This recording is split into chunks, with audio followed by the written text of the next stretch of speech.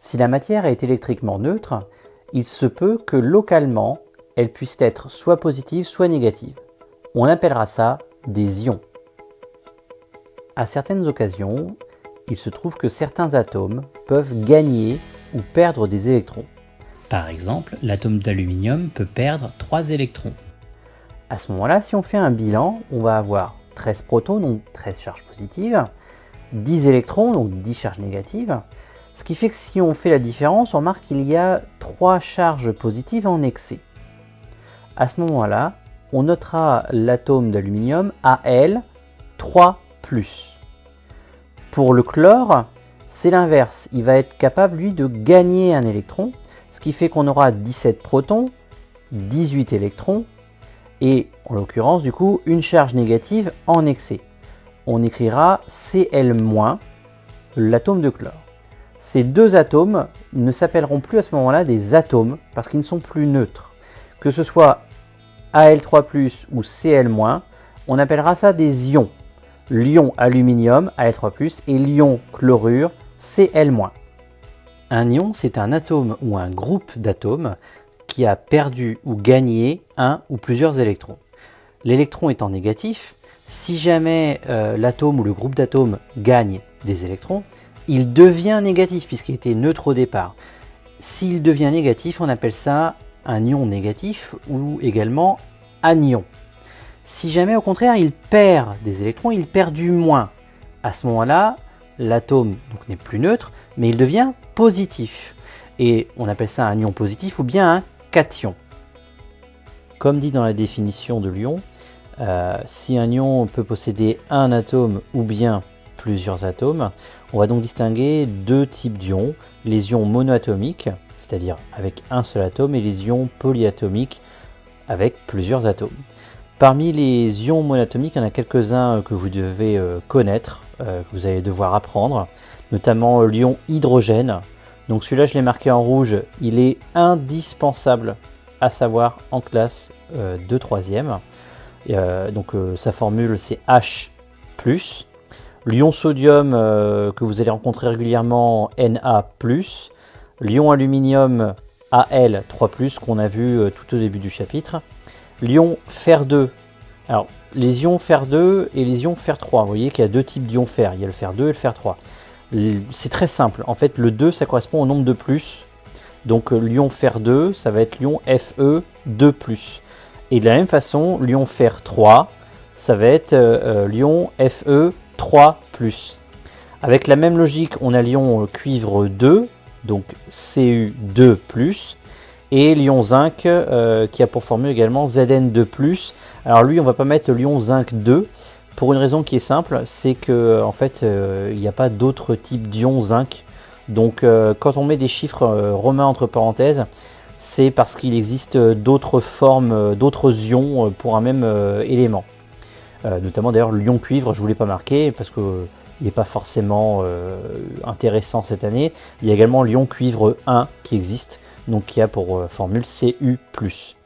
Parmi les anions, on a l'ion oxyde, O2-, l'ion fluorure, F-, et l'ion chlorure, Cl-. Il y a également des ions polyatomiques, c'est-à-dire qui possèdent plusieurs atomes. L'ion ammonium, NH4+, l'ion hydroxyde, HO- ou OH-, on écrit les deux. Alors attention, cet ion-là, il est également très important et il faut le connaître. C'est un ion que vous reverrez très souvent. Il y a également l'ion sulfate, SO4, 2-.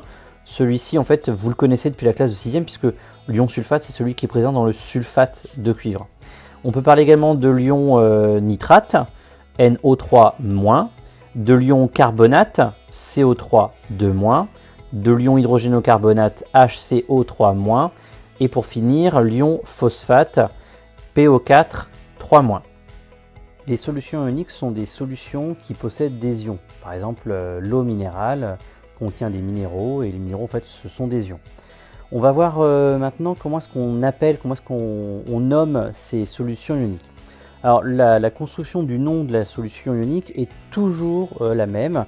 On va d'abord mettre solution 2, suivi par le nom de l'anion.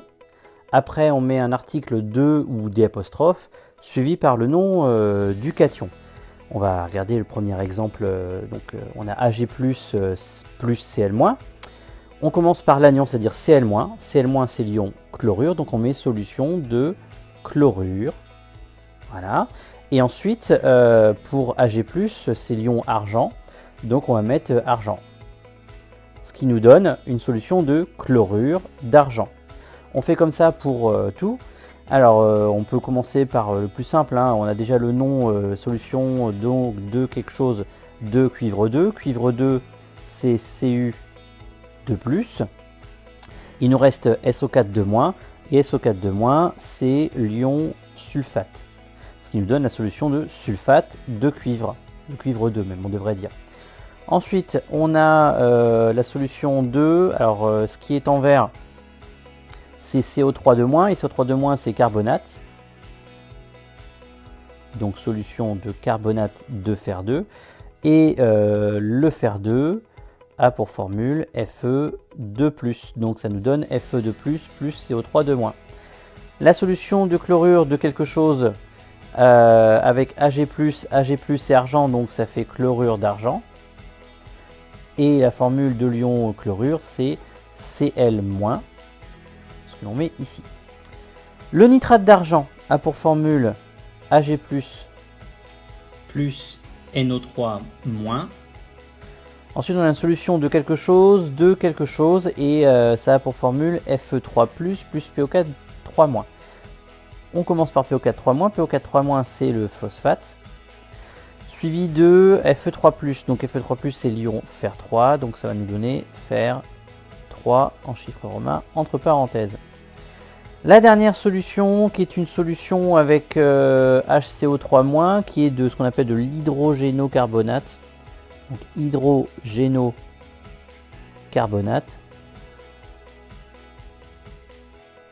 Hop, hydrogénocarbonate de sodium. Et l'ion sodium, c'est Na+. Il faut savoir que cette solution d'hydrogénocarbonate de sodium, Na+, plus HCO3-, ça s'appelle également le bicarbonate de soude.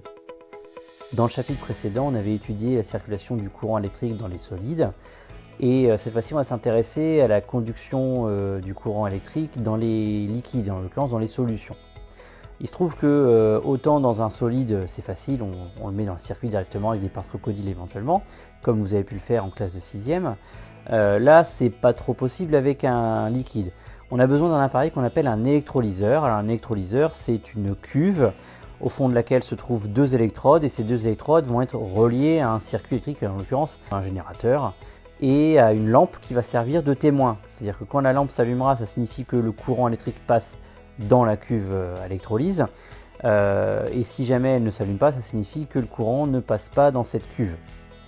On va donc tester différentes solutions, l'eau distillée, qui est en fait de l'eau pure, une solution de chlorure de sodium, de l'eau salée, de l'eau sucrée, et enfin une solution de sulfate de cuivre. Pour l'eau distillée, on remarque que l'éclat de la lampe, il est nul. Il n'y en a pas. Pas d'éclat de la lampe. Ça signifie quoi? Ça signifie que la solution n'est pas conductrice. Ensuite, pour la solution de chlorure de sodium, par contre, là, on va avoir un éclat qui sera relativement fort. Et donc, la solution, on peut dire qu'elle est conductrice. Pour l'eau sucrée, on a à nouveau un éclat de lampe qui est nul. La lampe, visiblement, ne s'allume pas, donc l'eau sucrée ne doit pas être conducteur. Donc là, on va pouvoir marquer non. Et enfin, la solution de sulfate de cuivre, on a à nouveau un éclat de la lampe, alors qui est un peu moins fort, donc il est moyen. Et ça signifie quand même que même s'il est moyen, la solution, elle est conductrice du courant. On constate donc que toutes les solutions ne conduisent pas le courant électrique. Alors pour expliquer pourquoi les solutions ioniques conduisent le courant électrique, on va prendre l'exemple de la solution de sulfate de cuivre. Donc je vous ai mis dans la cuve à électrolyse les ions Cu2+, les ions SO4 et en dessous le générateur et la lampe. Alors ce qui se passe déjà quand on a cette situation-là, c'est qu'on a des électrons qui arrivent par la borne négative, puisque forcément les électrons sont négatifs, donc ils arrivent par le moins. Et arrivé ici à cette électrode, qui est donc une électrode qui est négative, c'est que ces électrons, faut bien qu'ils trouvent quelque chose, et ils sont négatifs. Comme ils sont négatifs, l'idée c'est qu'ils trouvent plutôt quelque chose qui est positif. Et c'est ce qui va se passer. C'est qu'en fait, les ions Cu2+, vont être attirés par ces électrons. Puisque je vous rappelle, les opposés s'attirent. Donc les ions Cu2+, vont s'associer avec des électrons. Et en s'associant avec des électrons, ce qui va se passer, c'est qu'on va avoir un dépôt rougeâtre sur cette électrode. Et c'est en fait un dépôt rougeâtre de cuivre métallique. Donc ça, on peut déjà le noter. Ici, on peut indiquer que c'est du cuivre métallique.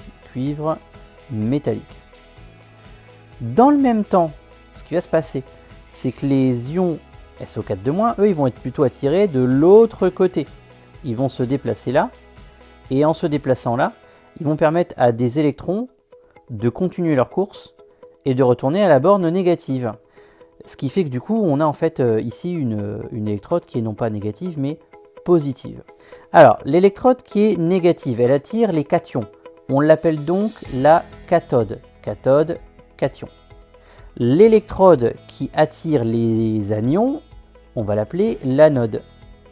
Le courant électrique dans une solution ionique, en fait, est un déplacement d'ions, les ions positifs vers la borne négative, les ions négatifs vers la borne positive. En plus d'une formation de cuivre métallique sur la cathode, on observe également une décoloration de la solution. Parce qu'en fait, cette solution, elle est bleue au départ, et elle est bleue à cause des ions Cu2+. Et comme ces ions Cu2+ disparaissent pour former du cuivre métallique, on a une décoloration de cette solution et au contraire un dépôt rougeâtre sur la cathode.